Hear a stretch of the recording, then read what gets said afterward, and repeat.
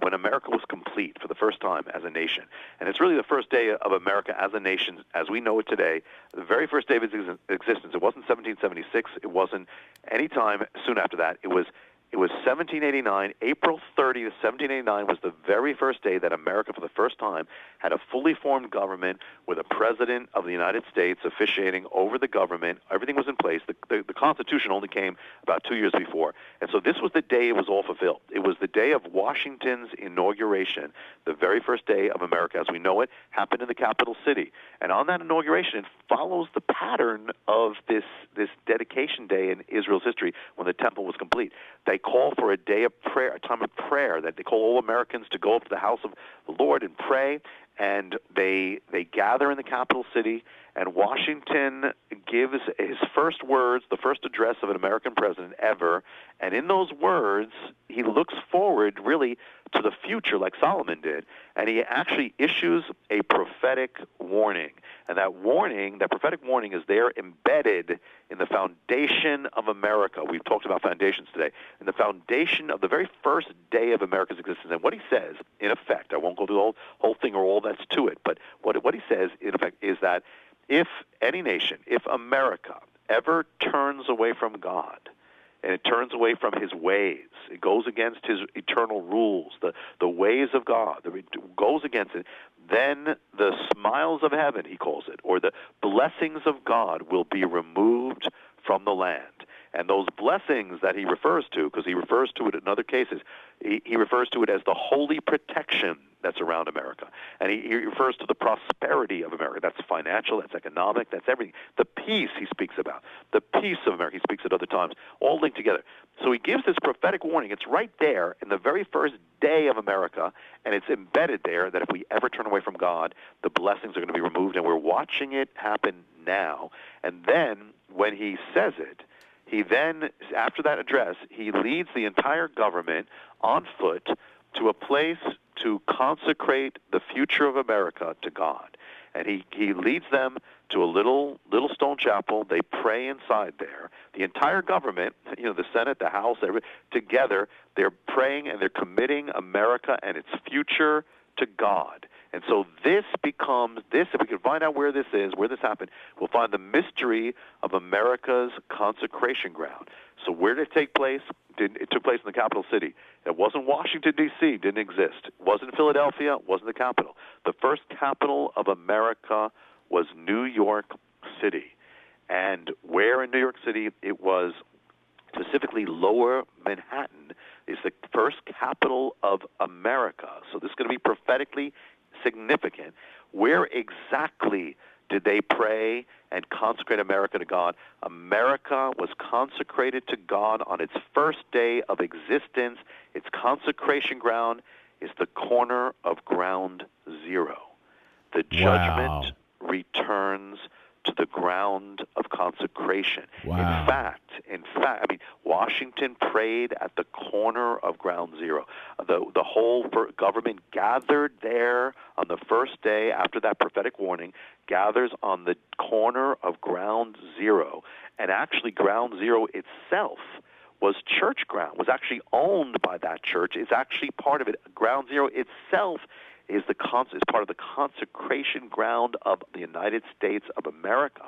And the harbingers we spoke about before, that are in the book as the sixth and seventh harbinger, the sycamore tree, where did it grow? It grew on the soil of the consecration ground. It was right there on America's ground of consecration, the symbol of national judgment and also power fallen and uprooting is right there. And then where did that strange act take place where they fulfill an ancient act of replacing the one harbinger with the other harbinger? The ceremony took place on ground zero, on the consecration ground of America.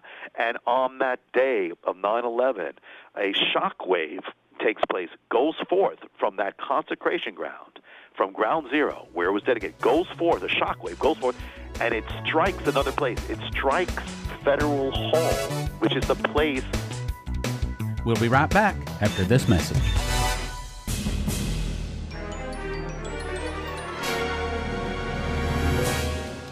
Is it possible that an ancient harbinger holds the secret of America's future? That this mystery lies behind everything from 9/11 to the collapse of the global economy? Are the ancient harbingers of judgment now manifesting in America? Is God sending America a prophetic warning of what is to come? Before its destruction as a nation, ancient Israel received 9 harbingers, prophetic omens of warning. The same 9 harbingers now appear to be manifesting in America with immediate ramifications for end-time Bible prophecy. Hidden in an ancient biblical prophecy from Isaiah, the mysteries revealed in the harbinger are so precise that they foretold recent American events down to the exact day. The revelations are so specific that even the most hardened skeptics find it hard to dismiss. It sounds like a plot out of a Hollywood thriller, but it's real. Topics are: what is a harbinger? What are the 9 harbingers? What did the harbingers bring to Israel? Have 9 harbingers hit America now? Was 9/11 America's first harbinger? Does Isaiah 9:10 prophesy the fall of America? Does the harbinger involve some of America's highest leaders? Does the Shemitah have a prophecy for America? Is there a harbinger, a prophetic warning hidden in America's consecration ground?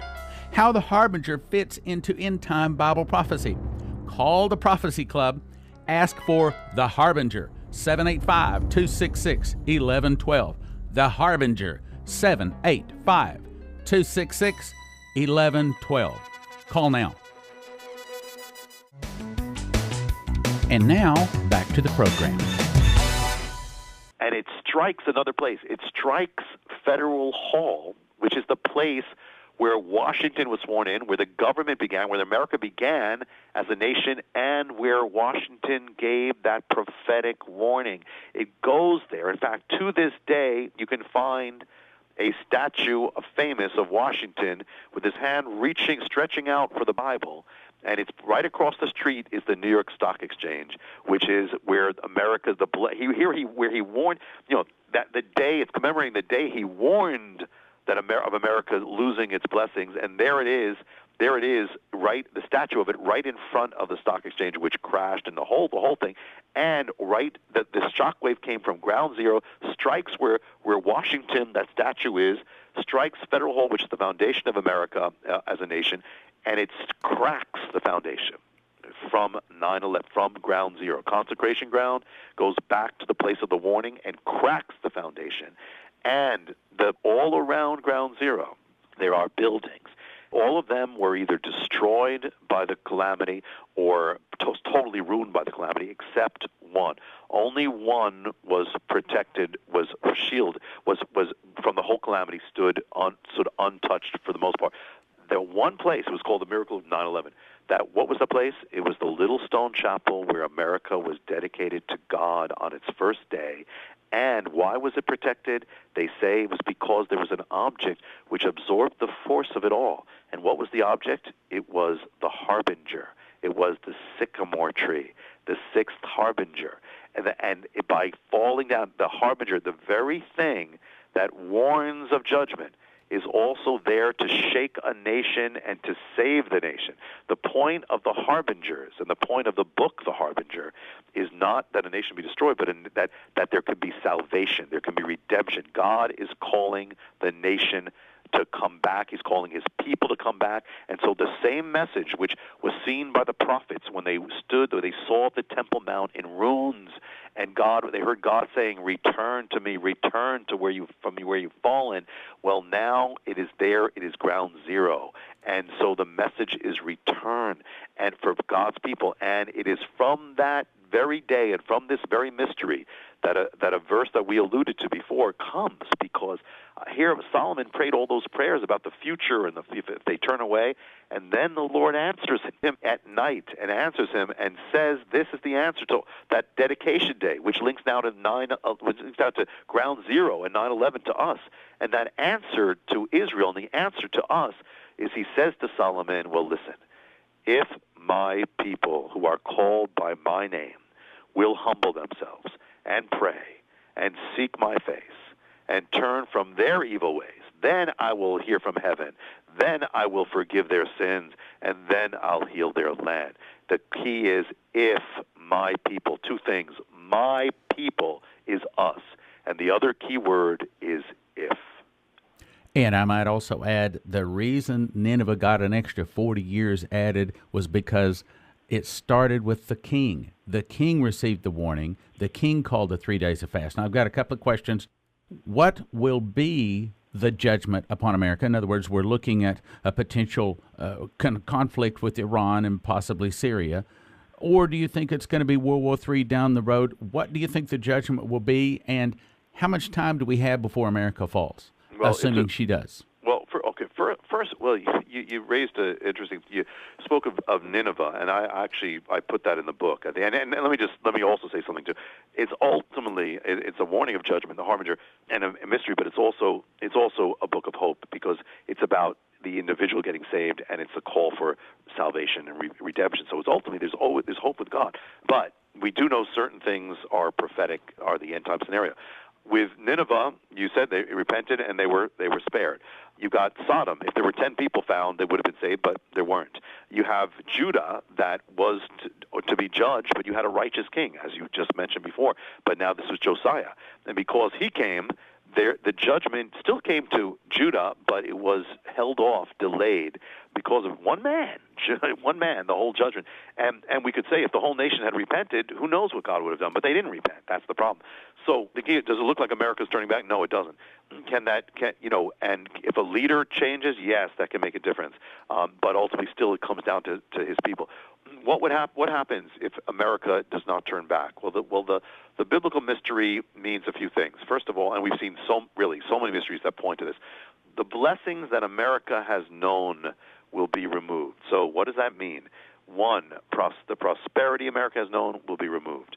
The age of the American empire that we have all known, most of us since our births, will be ended, which will be cataclysmic for the world, apart from America. It means the hedge of protection is another one of the blessings to be removed. It means that the crown that America has had, in so many ways, is going to be national crown is going to be removed from it as the head of nations, as we said before, and that's why it's interesting to watch how America is with Israel, because that's another, as we know, another measure of this.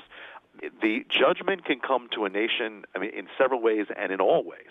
So one, everything from the removal of its blessings, the removal of its position in the world, decline and fall of infrastructure, division of the nation, from prosperity to, All right, well, I know you're familiar with Dimitri Duduman. Do you believe his message?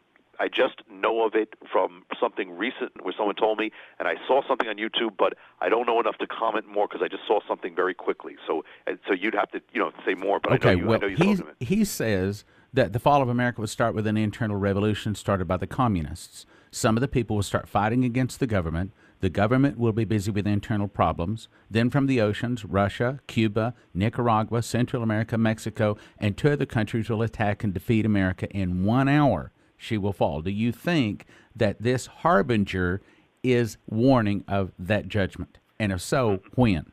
Well, okay, the harbinger is warning absolutely of the judgment of America. I can't say that which it is, what it is. I can say a few things. One is that if you look at the signs, the signs that have been given, clearly one of them is the collapse of its economy. So, we know with the sycamore that's absolute. The collapse of its superpower, that's all from the beginning of this. It can take place. The judgment of a nation, and then these are the keys biblical signs. And if you look it up, we were going through Isaiah 9, 10, and 11, and 12, and onward, division, so that would go with that. It talks about a fire. That can be, that can be several Okay, things. Let me ask you another question. Why do you think God selected to give this warning to you? I don't know. Maybe because I'm unlikely. Maybe because he chooses the least likely people.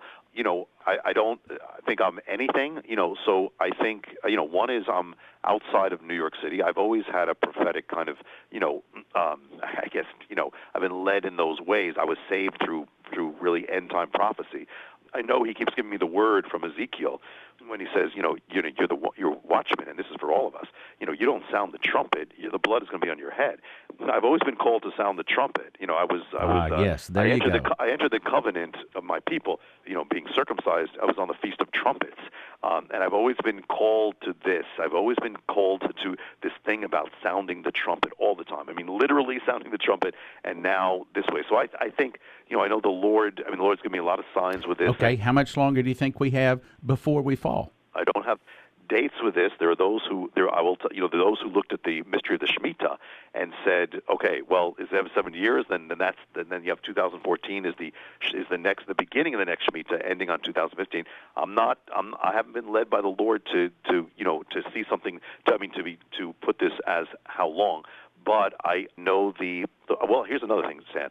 I know that, this word began for me. I first got the first part of it in 2005, and then the second part about 2008. And there's still some things come with this. But I wasn't led, and the Lord did not allow it to go forth until now. I mean, as soon as I said it, people, it started spreading by people. Were you the first to see it? As far as I know, yes. The only other one I know, as I shared before, was that David Wilkerson that week, it wasn't through because he saw the signs of the sycamore, saw all those things. He didn't see that. Much of it had not even happened. But he said he got it from the Lord, like just saying, this is the word. The word is Isaiah 9. We're in the exact same stage where Israel was. This is the kind of cool thing, maybe another realm of two witnesses. He got it not from any of the things and all the exact things and all that. He said the Lord said that's it. This is David Wilkerson on that day. So as far as that, no, I've never heard anybody else who has said anything on this. It just happened. I do know this because it was almost like people kept saying, it's got to go forth, it's got to go forth. Everybody said it when they started hearing the first part. The Lord did not allow it to go forth until now. I think that you were called of God. I think God opened your eyes, showed you supernaturally. And as well as I do, we have been reading the scriptures, and we get a supernatural understanding, a rhema word. It's not exactly there in the black and white, but we know that that's what God was saying. In the same way, you were shown the sycamore. You were shown all of this stuff. You can't sit there and run across all of this, even if you're a good investigator. I believe this is only the start. I think he has a lot more planned for you, brother. Well, thank you, Stan. I will tell you that when I was standing at the corner of Ground Zero, and the object that I was drawn to was the remains of the tree there. That's not an accident. It's not an accident. No. That's God. Yeah. And the thing was, it was one thing after the other, and it kept happening. So I don't believe I did any of it, except just to follow, as the Lord said. And I was led to Isaiah 9:10, the exact thing. At that time, I didn't even know that was the exact thing that was proclaimed from Capitol Hill. I had no idea. I was being led. God was already saying, this is the verse. And here is, look over here. God has put this whole thing together. He's dumped it in your hands. You wrote the book. He opened up, I know without even asking, he opened up doors for people to print the book, opened up doors for you to be on radio and TV all across the land. Yes? Yes. Yes. Mind-boggling from that guy in the airport. And the guy in the airport, I told you about at the beginning, this prophetic guy. It turned out, there was I don't follow this so much, but there's a Super Bowl where it was called the greatest game and the greatest play in Super Bowl history. A guy named David Tyree, he was a believer. And he received a prophecy before that game that God was going to put him in a position to be able to spread the gospel. He was going to lift him with something amazing was going to happen. So he went into that game knowing. Now from the Prophecy Club, some exciting opportunities for you.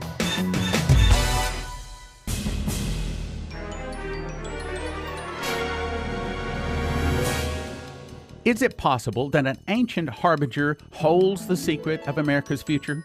That this mystery lies behind everything from 9/11 to the collapse of the global economy? Are the ancient harbingers of judgment now manifesting in America? Is God sending America a prophetic warning of what is to come? Before its destruction as a nation, ancient Israel received 9 harbingers, prophetic omens of warning. The same 9 harbingers now appear to be manifesting in America with immediate ramifications for end-time Bible prophecy. Hidden in an ancient biblical prophecy from Isaiah, the mysteries revealed in the harbinger are so precise that they foretold recent American events down to the exact day. The revelations are so specific that even the most hardened skeptics find it hard to dismiss. It sounds like a plot out of a Hollywood thriller, but it's real. Topics are, what is a harbinger? What are the 9 harbingers? What did the harbingers bring to Israel? Have 9 harbingers hit America now? Was 9/11 America's first harbinger? Does Isaiah 9:10 prophesy the fall of America? Does the harbinger involve some of America's highest leaders? Does the Shemitah have a prophecy for America? Is there a harbinger, a prophetic warning hidden in America's consecration ground? How the harbinger fits into end-time Bible prophecy. Call the Prophecy Club. Ask for the harbinger, 785-266-1112. The harbinger, 785-266-1112. Call now. If your desire is to warn America that she must repent or fall, to see all the world hear about Bible prophecy, to see the gospel win thousands upon thousands of souls to Christ, then you should consider becoming a partaker with the Prophecy Club. A partaker is a believer that prays and financially supports this 3-point vision on an ongoing monthly basis. You can become a partaker at prophecyclub.com by calling 785-266-1112 or by writing us at P.O. Box 750-234, Topeka, Kansas 66675. Jesus said, "You are the salt of the earth, but if the salt has lost its savor, it is thenceforth good for nothing, but to be cast out and trodden under foot of men." Edmund Burke said, "The only thing necessary for the triumph of evil is for good men to do nothing." We're asking you to join our cause to win souls. Call us, 785-266-1112.